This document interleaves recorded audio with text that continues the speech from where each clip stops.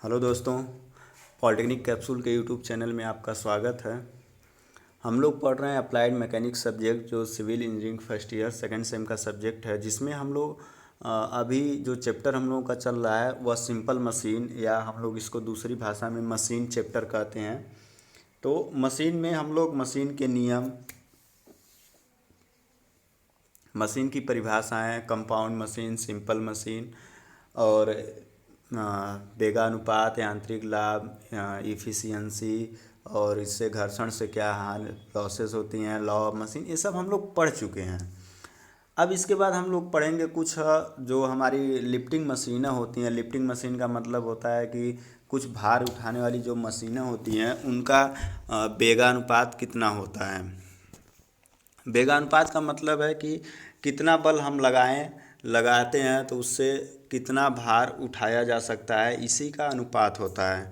तो हम लोग अभी जो आगे के लेक्चर्स में या आज के वीडियो में या इसके आगे के वीडियो में जो हम लोग पढ़ेंगे वह लिफ्टिंग मशीन के बारे में पढ़ेंगे। लिफ्टिंग मशीन का मतलब भार उठाने वाली मशीन है जो अलग अलग तरह की होती हैं, जिसमें हम लोग आज पहला हम लोग पढ़ने चल रहे हैं घिरनी। पुल्ली पुल्ली भी एक आपकी लिफ्टिंग मशीन होती है, भार उठाने की मशीन होती है, जिसको हम लोग कहीं पर भी एक स्थान पर, एक जगह पर लगा देते हैं। उससे हम लोग एक रस्सी बांधते हैं, रस्सी लगाते हैं, रस्सी से हम लोग एक तरफ पकड़ कर खींचते हैं और दूसरी तरफ भार होता है और आसानी से उठ जाता है।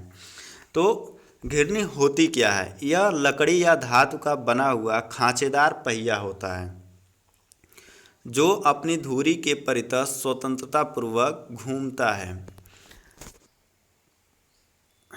खांचेदार पहिया का मतलब है, आप देखे होंगे कि जो घिरनियाँ होती हैं इस तरह से होती हैं, यहाँ से आपका या किसी न किसी जगह पे क्या होती हैं, स्थिर होती हैं। एक तरफ आपका भार लगा होता है और एक तरफ आप लोग क्या लगाते हैं, प्रयास, एफर्ट लगाते हैं या बल लगाकर खींचते हैं, और एक तरफ आपका भार होता है। तो वह भार आपका क्या होता है, उठने लगता है।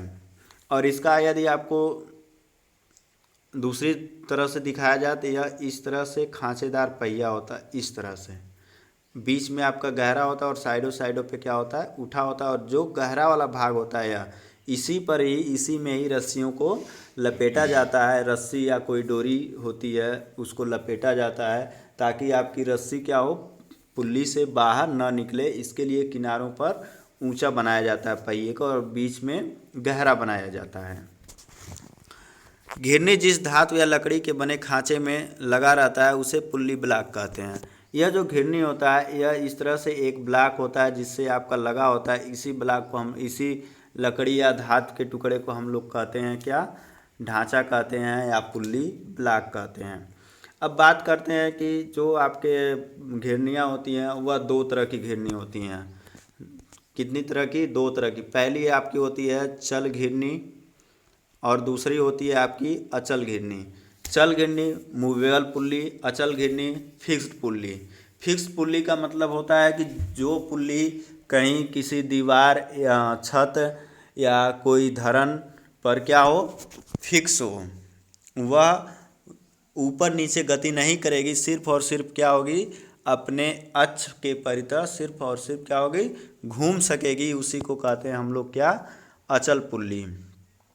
चल पुल्ली क्या होती है? जो चल पुल्लियाँ होती हैं, जब हम लोग बल लगाकर रस्सी को खींचते हैं या डोरी को खींचते हैं, यहाँ जो आपकी यहाँ पर चल पुल्ली की बात होती है, जो हम लोग बल लगाकर खींचते हैं किसी भी रस्सी को, तो उस रस्सी के कारण वह, उस रस्सी पर पुल्ली लगी होती है और वह पुल्ली क्या होती है, ऊपर नीचे मूव करने लगती है। घूमती तो है, घूमने के साथ साथ क्या करती है, वह ऊपर नीचे गति करने लगती है। तो उस पुल्ली को हम लोग कहते हैं मूवेबल पुल्ली। तो यहाँ पर जो आपके रस्सी और डोरी और चैन, तीन चीज़ें, रस्सी, डोरी और चैन, तीनों का मतलब एक ही होता है कि हम लोग पुल्ली पर इस्तेमाल करते हैं भार को उठाने के लिए, या रस्सी कहा जाए या डोरी कहा जाए या चैन कहा जाए। ठीक है।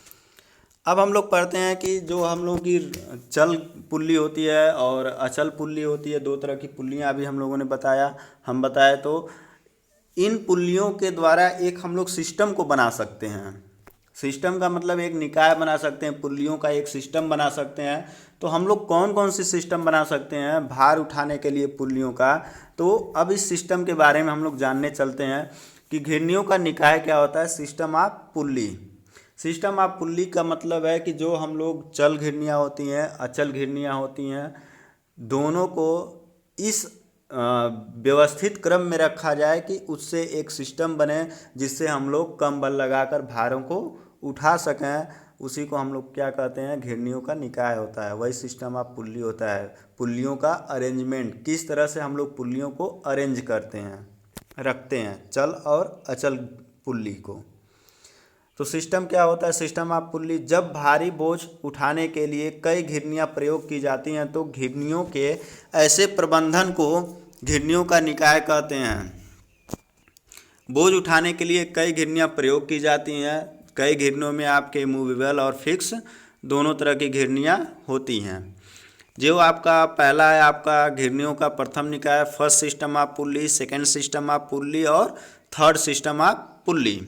तो इसमें हम लोग पढ़ेंगे फर्स्ट सिस्टम ऑफ पुल्ली क्या होता है। फर्स्ट सिस्टम ऑफ पुल्ली यह आपका डायग्राम दिखाया गया है।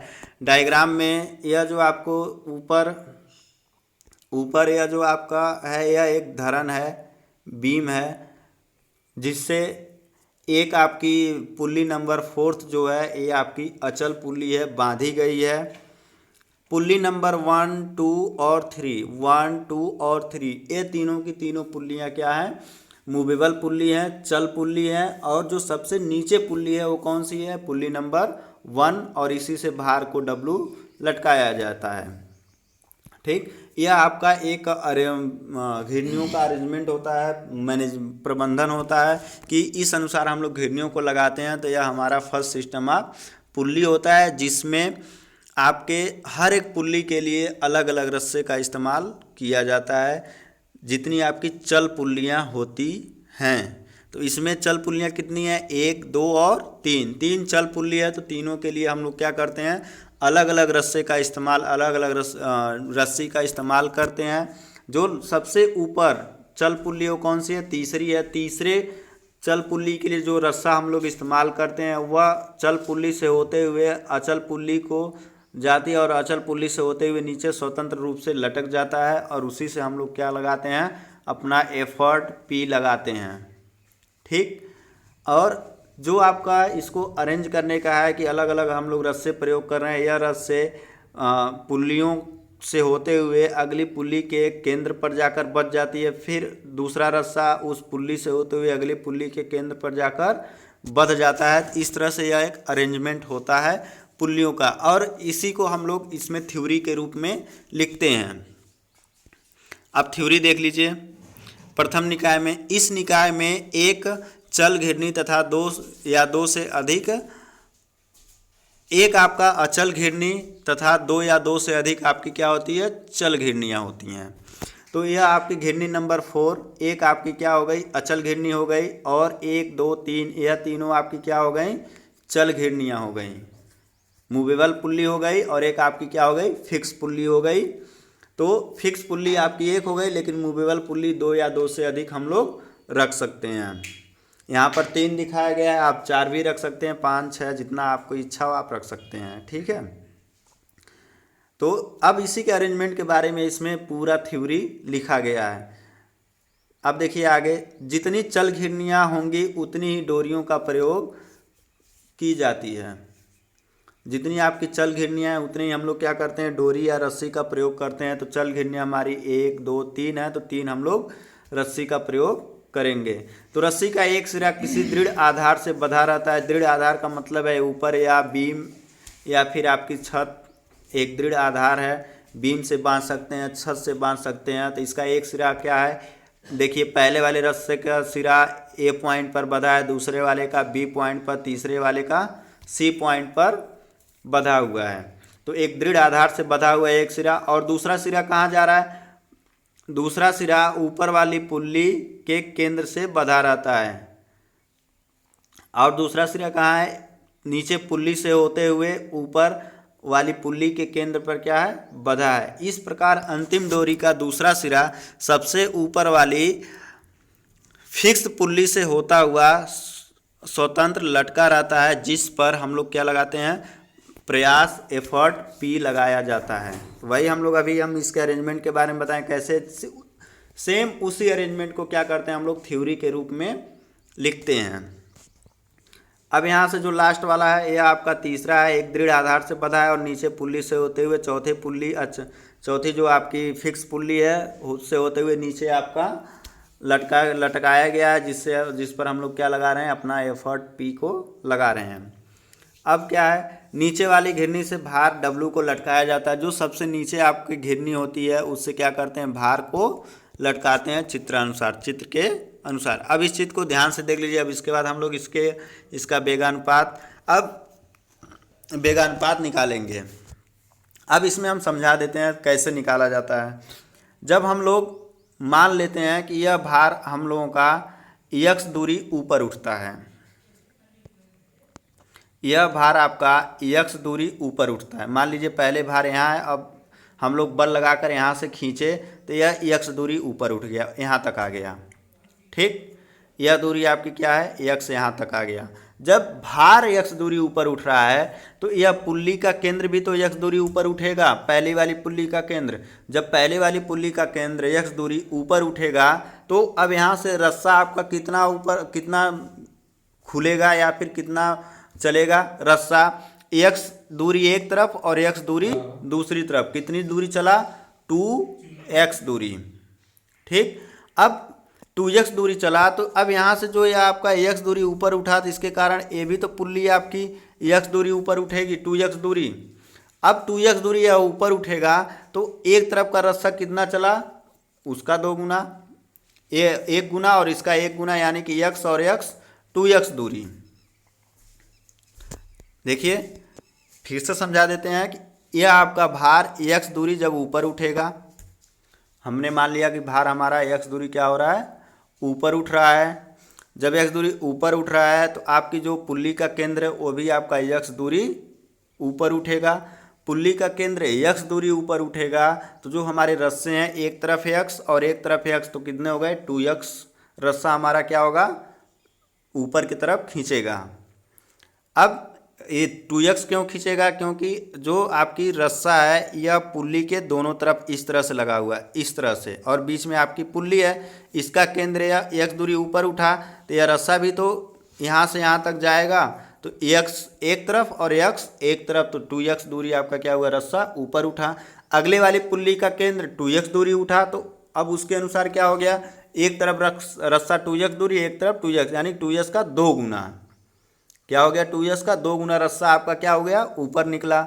अब इसी तरह आपकी तीसरी पुल्ली है तो वह आपका 2 गुणे 2x दूरी आपका क्या होगा, 2 गुणे 2x दूरी ऊपर उठेगा तो रस्सा हमारा कितना जाएगा, 2 गुणे 2, 3 टाइम 2 इंटू x दूरी आपका रस्सा क्या होगा, ऊपर की तरफ खींचेगा। जब ऊपर की तरफ खींचेगा तो यह आपका क्या हो जाएगा, यह अब P कितना दूरी चलेगा, P कितना दूरी चलेगा, जितना यहाँ से रस्सा ऊपर उठेगा उतना ही P आपका क्या होगा, नीचे आ जाएगा। तो यह आपका यहाँ से यहाँ तक कितना आ जाएगा, 2 गुणे 2 x दूरी आपका क्या होगा, नीचे आएगा। 2 गुणे 2 x, यह P आपका कितना होगा, इतना दूरी आपका नीचे आ जाएगा। किसके कारण, जब आपका भार x दूरी ऊपर उठ रहा है तब। इसी चीज़ को आगे थ्योरी के रूप में लिखा गया है। देखिए, जब घिरनी का भार नगण्य हो तो माना कि पुल्ली 1 का केंद्र x दूरी ऊपर उठता है तो पुल्ली 1 पर रस्सा 2x दूरी क्या होगा, ऊपर चलेगा। तो अब 2x दूरी कैसे ऊपर चलेगा, यहाँ पर अभी हमने समझाया कि यह भार x दूरी ऊपर उठ रहा है तो पुल्ली का केंद्र भी x दूरी ऊपर उठेगा। तो यहाँ से रस्सा कितना चलेगा, रस्सा पुल्ली के दोनों तरफ है तो एक तरफ है x और एक तरफ है x, यानी कि x 2x दूरी। ठीक, अब यह रस्सा 2x दूरी ऊपर उठा। अब पुल्ली 2 का केंद्र कितना ऊपर उठा, 2x दूरी, 2x। अब इसके कारण जो आपका रस्सा है एक तरफ कितना खुलेगा और दूसरी तरफ, अब इसके अनुसार देखिए इसी प्रकार पुल्ली 2 का केंद्र 2x दूरी क्या होगा, ऊपर उठेगा तो रस्सी द्वारा चली गई दूरी कितना होगा, 2x का 2 गुना। तो अब यहाँ पर देखिए, अब यहाँ पर अब यह रस्सा कितना चलेगा, यहाँ से यह केंद्र कितना हो गया, यह केंद्र ऊपर उठा 2x दूरी, तो एक तरफ रस्सा आपका पुल्ली, जैसे इस तरह से पुल्ली है तो यहाँ से इस तरह से रस्सा लगा हुआ है, तो इसका यह जो केंद्र है, यह केंद्र कितना ऊपर उठ गया, यहाँ पर आ गया 2x दूरी। तो यहाँ से अगर देखा जाए यह भी तो 2x दूरी है। चलिए फिर से हम बना देते हैं, यह आपका 2x दूरी है, तो यहाँ से यह जो रस्सा है ये भी तो 2x दूरी है, और इधर का भी रस्सा कितना है, 2x दूरी है। तो 2x दूरी एक तरफ ऊपर उठेगा रस्सा, 2x दूरी एक तरफ, तो अब कितना हो गया 2x का 2 गुना, यानी कि 2 × 2x। अब जो आपका यह रस्सा 2 है, अब इसके कारण पुल्ली 3 का केंद्र कितना ऊपर उठेगा, 2x × 2 दूरी। तो अब उसके कारण जो रस्सा होगा एक तरफ भी इसी यही प्रक्रिया इधर भी होगी, एक तरफ भी उसका 2 गुना और दूसरी तरफ उसका एक तरफ उसका 1 गुना, एक तरफ उसका 1 गुना, तो टोटल 2 गुना उसका क्या हो जाएगा, रस्सा ऊपर उठेगा। यही चीज़ यहाँ पर इसको लिखा गया थ्योरी के रूप में। इस प्रकार जब पुल्ली 2 का केंद्र 2x दूरी ऊपर उठेगा तो रस्सी द्वारा चली गई दूरी कितनी होगी, 2 गुणे 2x होगा, जिससे पुल्ली 3 का केंद्र कितना होगा, जितना आपका रस्सा 2 चल रहा है उतना ही पुल्ली 3 का केंद्र क्या होगा, ऊपर उठेगा, 2 × 2x दूरी ऊपर उठेगा। तब पुल्ली 3 पर रस्सी द्वारा चली गई दूरी कितना हो जाएगा, 2 × 2x का 2 गुना, क्योंकि दोनों तरफ पुल्ली के रस्से होते हैं। ठीक, अतः P द्वारा चली गई दूरी कितना हो जाएगा, 2 × 2 × 2 × x, नीचे की तरफ आपका फिसलेगा, खींचेगा। तो अब वेगानुपात कितना हो गया, प्रयास P द्वारा चली गई दूरी, प्रयास P द्वारा चली गई दूरी अपान भार W द्वारा चली गई दूरी। P द्वारा चली गई दूरी कितना हो गया, 2 × 2 × 2 × x अपान x। तो अब x से x कैंसिल हो जाएगा तो कितना बचेगा, 2 के पावर 3। तो यदि घिरनियों की यदि निकाय में चल घिरनियों की संख्या n है तो वेगानुपात क्या हो जाएगा, 2 के पावर n। तो हमारे जो पहला सिस्टम है, पहला सिस्टम आप फर्स्ट सिस्टम आप पुल्ली में जो वेगानुपात होता है VR होता है वो कितना होता है, 2 के पावर n। यदि आदर्श मशीन के लिए बात किया जाए, आदर्श मशीन के लिए नीटा का मान 1 होता है और इफिशियंसी आपकी 100% होती है, तो आपका क्या हो जाएगा, mechanical advantage M A equal to वेगानुपात VR इजकल टू 2 के पावर n। यहाँ पर जो n है यह आपके होता है चल पुल्लियों की संख्या। यहाँ पर देखिए 2 के पावर 3 है, यानी कि 3 हम लोग चल पुल्ली लिए हैं तो 2 के पावर 3 आया, तो यह 3 आपकी क्या हो गई, चल पुल्लियाँ हो गई, मूवेबल पुल्ली हो गई। तो आपके n पुल्लियों की मूवेबल पुल्लियों की संख्या है, तो आपके कितने हो जाएंगे, 2 के पावर n। यह आपका क्या हो जाएगा, वेगानुपात। ठीक, जब चल घिरनियों का भार W स्मॉल w एक समान हो, मतलब कि हम लोगों के जो हम लोग चल घिरनियाँ लिए हैं पहले कंडीशन में, या जो आपका 2 के पावर n निकाले हैं, यह हम लोग मान रखे थे कि चल घिरनियाँ आपकी उनके भार, चल घिरनियों के भार आपके नगण्य हैं और उस कंडीशन में वेगानुपात 2 के पावर n है। लेकिन यदि हम लोग मान लेते हैं चल घिरनियों का जो भार है वह सभी घिरनियों का भार समान, जो आपका स्मॉल w है, तो आपका यांत्रिक लाभ क्या हो जाएगा, W/P क्या हो जाएगा, W 2 के पावर n अपान W प्लस स्मॉल w कोष्टक में 2 के पावर n - 1 होगा। ठीक, अब हम लोग दूसरी बात करते हैं, सेकंड सिस्टम ऑफ पुल्ली का, घिरनियों का द्वितीय निकाय। अब द्वितीय निकाय में क्या होता है, इसकी पहचान क्या होती है कि द्वितीय निकाय की घिरनियों में सिर्फ और सिर्फ एक ही रस्से का प्रयोग किया जाता है। अब इसके बारे में हम लोग देखते हैं, जो सेकंड सिस्टम ऑफ पुल्ली होता है कि इस निकाय की मुख्य पहचान यह है कि केवल एक ही डोरी सभी घिरनियों से होकर जाती है। इसमें 2 घिरनियों का ब्लॉक होता है, ऊपरी ब्लॉक अचल होता है और तथा नीचे के ब्लॉक चल होते हैं, जिससे W भार को लटकाया जाता है। दोनों ब्लॉकों में घिरनियों की संख्या बराबर या नीचे के ब्लॉक में एक कम होता है। ठीक, अब इसको हम लोग अरेंजमेंट को समझते हैं कि सेकंड सिस्टम ऑफ पुल्ली क्या होता है। सेकंड सिस्टम ऑफ पुल्ली जो होता है उसमें आपके दो ब्लॉक होते हैं, एक आपका ऊपर का ब्लॉक और एक नीचे का। एक आपका ऊपर का ब्लॉक हो गया, यह आपका ऊपर का ब्लॉक और यह नीचे का ब्लॉक, दो ब्लॉक हो गए। दोनों ब्लॉक में जो ऊपर का ब्लॉक होता है वह आपकी अचल ब्लॉक होता है, फिक्स होता है, और नीचे का जो ब्लॉक होता है वह आपका क्या होता है, चल ब्लॉक होता है। सेकंड सिस्टम आप पुल्ली में हम लोग क्या करते हैं, एक ही रस्से को सभी घिरनियों से लपेटते हुए ऊपर से निकाल देते हैं, जिस पर हम लोग प्रयास पी लगाते हैं।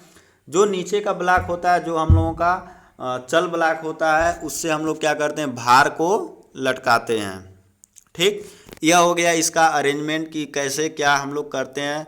इसमें देखिए दो तरह की घिरनियाँ हैं। एक आपके सिस्टम है जिसमें आपकी पुल्लियों की संख्या सम है, एक आपके सिस्टम है जिसमें पुल्लियों की संख्या विषम है। सम और विषम दोनों हम लोग रख सकते हैं। अब क्या है, यदि निकाय में घिरनियों की संख्या सम है तो रस्सी को ऊपरी ब्लॉक से तथा घिरनियों की संख्या विषम है तो निचले ब्लॉक से बांधना शुरू करते हैं। अब देखिए यहाँ पर जो आपकी पहला चित्र है यह, इसमें आपके पुल्लियों की संख्या सम है, टोटल 6 पुल्ली है। तो जब पुल्लियों की संख्या सम होगी तो जो हम लोग रस्सा बांधना शुरू करेंगे, पहला स्टार्टिंग करेंगे, वो क्या करेंगे, ऊपर के ब्लॉक से। यहाँ पर देखिए ऊपर के ब्लॉक से रस्से को क्या किया गया है, बांधा गया है। ऊपर के ब्लॉक से नीचे आपके निचले ब्लॉक के तीसरी घिरनी से होते हुए ऊपर के ब्लॉक की तीसरी घिरनी में, फिर आपका यहाँ से नीचे के ब्लॉक के तीसरी घिरनी में, फिर ऊपर के ब्लॉक के तीसरी घिरनी से होते हुए फिर नीचे के ब्लॉक के दूसरी घिरनी में, फिर ऊपर के ब्लॉक के दूसरी घिरनी में, फिर आते हैं नीचे के ब्लॉक के पहली घिरनी में, और फिर सबसे ऊपर ब्लॉक सबसे ऊपरी घिरनी में, ऊपर के ब्लॉक के सबसे ऊपरी घिरनी से हम क्या करते हैं, इस रस्से को निकाल देते हैं, जहाँ से हम लोग प्रयास पी लगाते हैं। जो आपके इसमें रस्से का भाग होता है, टोटल जितनी घिरनियाँ होती हैं उन घिरनियों के बराबर इसमें रस्से के भाग होते हैं। जैसे देखिए सम में आपके टोटल 6 घिरनियाँ हैं तो रस्से के भाग कितने हो गए, एक यहाँ पर ए वाला भाग 1, ए वाला भाग 2, ए वाला भाग 3, ए वाला भाग इधर से 4, ए वाला भाग 5, और यह जहाँ से स्टार्ट किए हैं ए वाला भाग 6। टोटल आपके कितने भाग हैं, 6 भाग हैं। इसी तरह जब आपकी घिरनियाँ विषम होंगी, विषम का मतलब है 5, 7, इस तरह से जब घिरनियाँ होंगी तो इसमें हम लोग क्या करते हैं, तो रस्से को कहाँ से लपेटना स्टार्ट करते हैं, नीचे के ब्लॉक से।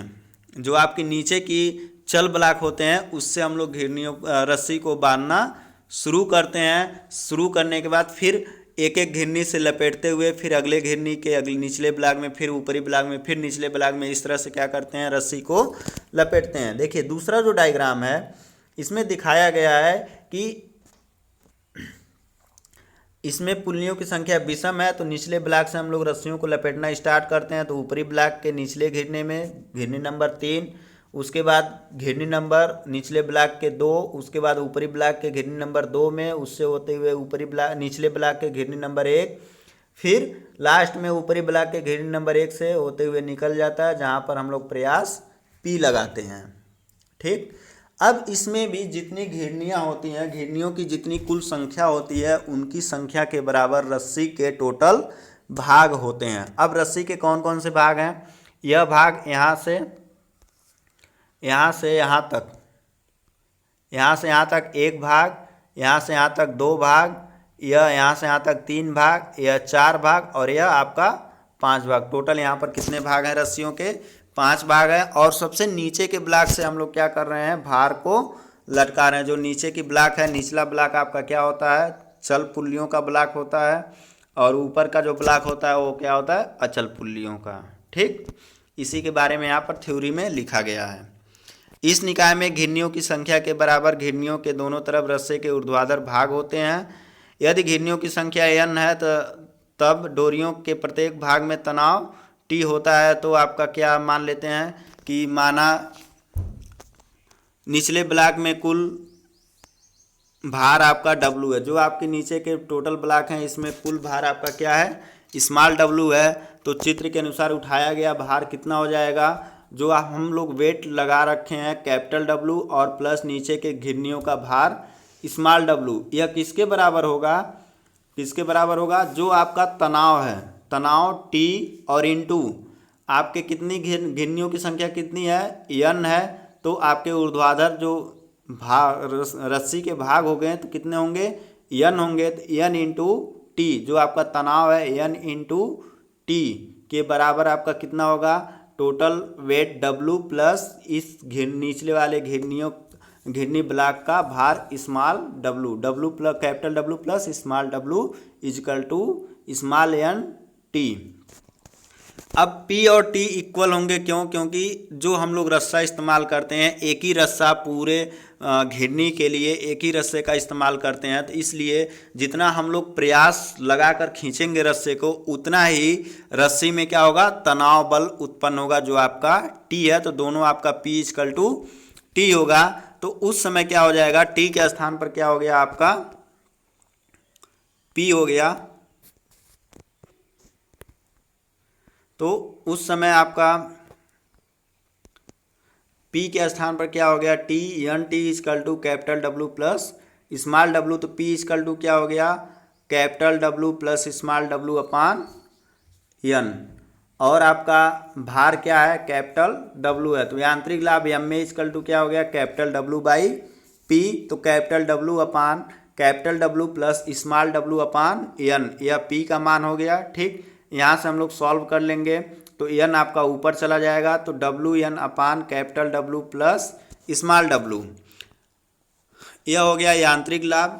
यदि आपका जो मशीन है आदर्श मशीन, हम मानते हैं कि हमारी मशीन है आदर्श मशीन होने की कंडीशन में यदि हमारी मशीन आदर्श है तो नीटा का मान क्या होगा, 1 होगा या इफिशियंसी 100% होगा, तो यांत्रिक लाभ क्या हो जाएगा, वेगानुपात के इक्वल हो जाएगा, जो होगा क्या, small capital W into small n upon capital W plus small W। यदि हम लोग नीचे के ब्लॉक जो हम लोगों का नीचे का चल ब्लॉक है यदि उसका भार हम लोग नगण्य मान लें, नगण्य का मतलब है कि हम लोग उसके भार को छोड़ दें नीचे के ब्लॉक के पुल्लियों को, तो वेगानुपात क्या हो जाएगा, इजकल टू यांत्रिक लाभ क्या होगा, स्मॉल n। अब n कैसे होगा, या इसका मान छोड़ देंगे तो यह आपका 0 हो जाएगा, तो कैपिटल W से कैपिटल W कट जाएगा, तो क्या बचेगा हम लोगों का, n बचेगा। तो n हमारा क्या है, घिरनियों की कुल संख्या है। कुल संख्या का मतलब है यदि हमारे पास n घिरनियाँ हैं, n का मतलब है यहाँ पर हम लोग जो सम और विषम के लिए दिखा रखे हैं, सम के लिए हम लोग 6 घिरनियाँ दिखा रखे हैं और विषम के लिए 5 घिरनियाँ दिखा रखे हैं। तो इस सिस्टम में सम वाले का जो वेगानुपात या यांत्रिक लाभ वेलोसिटी रेशियो या मैकेनिकल एडवांटेज होगा वह आपका कितना होगा, 6 होगा, और 5 घिरनियों के जो सिस्टम है उसके लिए जो आपका वेलोसिटी रेशियो होगा या मैकेनिकल एडवांटेज होगा कितना होगा, 5 होगा। यह फार्मूला है। अब इसके बाद जो अगला सिस्टम है थर्ड सिस्टम ऑफ पुल्ली, तो थर्ड सिस्टम ऑफ पुल्ली जो होता है वह जो हम लोगों का फर्स्ट सिस्टम ऑफ पुल्ली होता है उसी का जस्ट उल्टा होता है, उसी का क्या होता है, उल्टा होता है। इसमें भी आपकी एक चल घिरनी और 2 या 2 से अधिक आपकी अचल घिरनियाँ होती हैं। इसमें भी हम लोग जितने हम लोगों के घिरनियाँ होती हैं उतने ही आपके हम लोग क्या करते हैं, रस्सियों की संख्या प्रयोग करते हैं, रस्सी को प्रयोग करते हैं। इसमें रस्सी के एक सिरे को हम लोग एक बीम से बांध देते हैं और दूसरे सिरे को घिरनी से होते हुए उसके नीचे वाली घिरनी के केंद्र पर क्या करते हैं, बांध देते हैं। यही प्रक्रिया अगले घिरनी के लिए उसकी रस्सी का एक सिरा आपका धरन से बांध देंगे, दूसरा सिरा उस घिरनी से होते हुए उससे जस्ट नीचे वाली घिरनी के केंद्र पर बांध देंगे। फिर यही प्रक्रिया अगली वाली घिरनी के लिए भी रस्सी का एक सिरा हम लोग धरन से बांध देंगे और दूसरा सिरा घिरनी से होते हुए नीचे वाली घिरनी के केंद्र पर लाकर बांध देंगे। जो आपका अंतिम रस्सा होता है वह धरन से बांधते हैं और फिर घिरनी से होते हुए आगे स्वतंत्र रहता है जिस पे हम लोग प्रयास P लगाते हैं। जो हम लोग एफर्ट लगाते हैं वह पी लगाते हैं, एफर्ट लगाकर हम लोग उसको खींचते हैं। तो जब खींचेंगे तो यहाँ पर जो आपका जितनी चल घिरनियाँ हैं वह आपकी कुछ न कुछ क्या करेंगे, मूव करेंगी। धरन आपका जिस धरन पे जो हम यहाँ पर सारे रस्से बंधे हैं, 1 2 3 4 रस्से, तो यह धरन आपका कुछ न कुछ ऊपर उठेगा, जिससे आपके जो चल घिरनियाँ हैं उनके केंद्र भी कुछ न कुछ नीचे की तरफ आएंगे। तो अब वहाँ पर भार कुछ न कुछ क्या होगा, ऊपर उठेगा।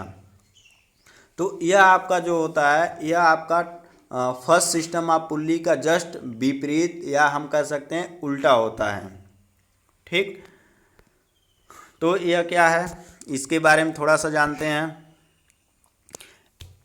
यह प्रथम घिरनी निकाय का उल्टा होता है। इसमें एक चल घिरनी तथा 2 या 2 से अधिक अचल घिरनियाँ होती हैं। डोरी की डोरी की संख्या कुल घिरनियों की संख्या के बराबर होता है।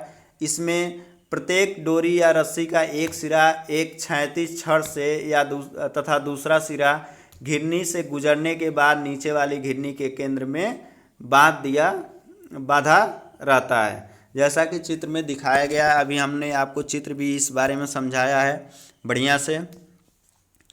अब माना डोरी में सब तनाव क्या है, पहली डोरी में T1, दूसरी डोरी में T2, तीसरी में T3, चौथे में T4। सबसे नीचे वाली जो घिरनी है या पहली घिरनी है या दूसरी या तीसरी, और यह सबसे ऊपर की घिरनी आपकी चौथी घिरनी हो गई। तो सभी घिरनियाँ आपकी चिकनी है। चिकनी होने का मतलब है यह आपकी जो घिरनियाँ घर्षण रहित हैं, इसमें कोई फ्रिक्शन नहीं है। जो डोरी है उसको हम लोग मान लेते हैं भारहीन है, और इसमें डोरी के जो दोनों भाग हैं उसमें जो तनाव है वो हम लोग मान लेते हैं क्या, इक्वल है। अब इसके बाद इसको हम लोग इसका वेगानुपात निकालते हैं। देखिए, जो हमारा P बल है, पहले यहाँ थोड़ा सा हम लोग समझ लेते हैं। जो P बल है यहाँ पर, यह P बल है, यह P बल किसके बराबर होगा, तनाव T1 के। तनाव किसके बराबर होगा, T1 के। और जो आपका T2 है वह किसके बराबर होगा, T1 प्लस T1 के। तो यहाँ पर वही देखिए, T1 इजकल टू P और T2 is equal to T1 plus T1, यानी कि 2T1, और T1 किसके इक्वल है, P के, तो यानी कि इजकल टू 2P हो गया। T3 आपका क्या हो जाएगा, T3 is equal to T2 plus T2, यानी कि 2T2 इजकल टू क्या हो जाएगा, 2 इंटू 2P। ठीक, T2 किसके बराबर है, 2P के बराबर है, तो 2 इंटू 2P हो गया। अब T4 का मान जो हम लोग रखेंगे वह 2T3 होता है। T3 plus T3 is equal to आपका 2T3 होता है। तो हम लोगों का T3 का मान कितना है आपका, 2 के पावर 2P, यानी कि 2 इंटू 2P। यह किसके बराबर होता है, T2 प्लस T2 के इजकल टू 2T2। T2 का मान 2P, तो आपका T3 का मान क्या हो गया, 2 इंटू 2P। और T4 का मान क्या हो जाएगा, 2T3। तो आपका T4 का मान कितना हो जाएगा, 2 इंटू 2 इंटू 2 इंटू P, यानी कि 2 के पावर 3P। यदि हम लोग मान लेते हैं घिरनियों की संख्या हम लोगों का n है, तो आपका Tn इजकल टू क्या हो जाएगा, 2 के power n minus 1 into P। अब यहाँ से हम लोग देखते हैं, यदि तीसरी घिरनी के लिए है तो 2 के पावर 2 है, यानी कि तीसरी घिरनी के लिए जितनी घिरनियों की संख्या है उससे एक कम क्या है, 2 के पावर है। और चौथी घिरनी के लिए 2 के पावर 3P है, तो इसका मतलब है कि 4 घिरनियाँ हैं, तो उसके लिए जो 2 के पावर है 4 से कम एक क्या है, 3 है। तो इसी तरह जो हम लोग की n घिरनियाँ होंगी तो उस समय 2 के पावर कितना हो जाएगा, n से एक कम होगा, यानी कि n माइनस 1 इंटू P। चूँकि जो भार है वो क्या है, जितने तनाव बल हैं T1 plus T2 plus T3 n तक हैं, तो सभी का क्या होता है, तनाव बलों के योग के बराबर हमारा क्या है, भार है। भार को उठाने में उतना तनाव बल सभी तनाव बलों के योग के बराबर बल लगेगा। तो यहाँ पर W इक्वल टू क्या करेंगे, जो T1 T2 T3 T4 n तक है उसका मान रख देंगे। तो क्या हो जाएगा, W equal to P plus 2P plus 2 के पावर 2P प्लस 2 के power 3P plus dot dot dot 2 के पावर n माइनस 1P। जो अभी हम लोग यहाँ पर ऊपर यह मान निकाले हैं, यही T के स्थान पर इन मानों को हम लोग P के मान को हम लोग क्या कर देंगे, रख देंगे। तो क्या हो जाएगा, P कॉमन निकाल लीजिए, तो 1 प्लस 2 के पावर 2 प्लस 2 के पावर 3 प्लस 2 के power 4 plus dot dot dot 2 के पावर n माइनस 1। यह जो आपकी श्रेणी है यह GP श्रेणी है। GP श्रेणी में n पदों का जो योग होता है वह क्या होता है, 2 के पावर n माइनस 1। तो यह हो गया आपका, यहाँ से यह मैथ का फार्मूला है, यह आप डायरेक्ट यहाँ पे फार्मूला यूज कर लीजिए, जो है यह आपका 1 प्लस 2 प्लस 2 के पावर 2 प्लस 2 के power 3 plus dot dot dot 2 के पावर n माइनस 1 है। इसका जब योग करेंगे तो यह होगा कितना, 2 के पावर n माइनस 1। तो W इक्वल टू क्या हो गया, P कोष्टक में 2 के पावर n माइनस 1। यांत्रिक लाभ क्या हो जाएगा, W बाई P। अगर जो हम लोग P को दूसरी तरफ लाएंगे बराबर के, तो W बाई P हो जाएगा इक्वल टू 2 के पावर n माइनस 1। तो यह हो गया आपका यांत्रिक लाभ, थर्ड सिस्टम आप पुल्ली का। यदि हमारी जो हम लोगों की पुल्ली है, सिस्टम है, वह आपका आदर्श सिस्टम हो, यानी कि इसमें कोई फ्रिक्शन लॉसेस या अन्य कोई लॉसेस ना हो, तो उस समय नीटा इफिशियंसी का मान 1 होता है इक्वल टू, या 100% हम मान लेते हैं 1 या 100%। तब उस कंडीशन में क्या होता है, जो हमारी वेलोसिटी रेशियो होती है मैकेनिकल एडवांटेज के इक्वल होता है। Velocity ratio equal to mechanical advantage equal to 2 के पावर n माइनस 1। तो यहाँ पर हम लोग तीन सिस्टम के बारे में पढ़े, घिरनियों के सिस्टम के बारे में। तो पहले वाले सिस्टम का जो हम लोग का यांत्रिक लाभ निकल के आया वो क्या था, 2 के पावर n। देखिए 2 के पावर n, यानी कि 2 के पावर n जो है हम लोगों की चल घिरनियों की संख्या। इस चीज़ को याद रखिएगा कि कौन से सिस्टम में हम लोग पुल्ली है तो उसका वेलोसिटी रेशियो और मैकेनिकल एडवांटेज क्या है। तो पहले सिस्टम का वेलोसिटी रेशियो क्या है, 2 के पावर n। n जो है जो हमारी मूवेबल पुल्ली होती है, मूवेबल पुल्लियों की संख्या। दूसरे वाले सिस्टम के लिए क्या है, जो जितनी घिरनियाँ हैं चल और अचल, जो वेलोसिटी रेशियो है चल और अचल घिरनियों की संख्या के बराबर, यानी कि कुल घिरनियों की संख्या के बराबर। तो सेकेंड सिस्टम आप पुल्ली का जो वेलोसिटी रेशियो है वो क्या है आपका, n घिरनियों की कुल संख्या, चल हो या अचल हो। तीसरे सिस्टम में क्या है, तीसरे सिस्टम में जो हमारा वेलोसिटी रेशियो होता है 2 के पावर n माइनस 1। यह बहुत ही इंपॉर्टेंट है, इस पे आपके न्यूमेरिकल भी आते हैं सॉल्व करने के लिए। ठीक, इस चीज़ को आप याद रखिएगा। वीडियो आप लोगों को अच्छा लगे तो वीडियो को लाइक करिए, शेयर करिए और चैनल को सब्सक्राइब करना ना भूलिए। और यदि कोई आपको समस्या है तो आप कमेंट कर सकते हैं, आपकी समस्या का समाधान किया जाएगा। आज के लिए बस इतना ही। अब इसके बाद अगले वीडियो में जो हम लोग पढ़ेंगे और जो हमारी बची हुई लिफ्टिंग मशीनें, अभी तो हम लोग सिर्फ पुल्ली के बारे में पढ़े हैं और उनके सिस्टम के बारे में। अब हम लोगों के इसके बाद जो हम लोगों के सिलेबस में और लिफ्टिंग मशीनें हैं, भार उठाने की मशीनें हैं, उनके बारे में हम लोग पढ़ेंगे। धन्यवाद।